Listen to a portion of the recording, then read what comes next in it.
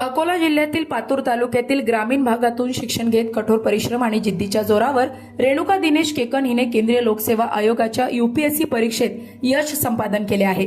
पातूर सारख्या ग्रामीण भागातून यूपीएससी उत्तीर्ण होणारी ती पहिलीच विद्यार्थिनी ठरली असून तिच्या या यशामुळे पातूरसह संपूर्ण जिल्ह्याचा मान उंचावला आहे। रेणुकाने प्राथमिक शिक्षण बोडखा येथील जिल्हा परिषद शाळेत पूर्ण केले।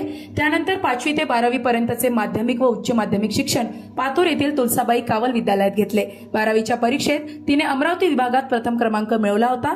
ही विशेष बाब आहे। पुढील शिक्षणासाठी ती पुण्यात गेली। तेथील फर्ग्युसन महाविद्यालयातून इंग्रजी माध्यमातून तिने बीएचे शिक्षण पूर्ण केले।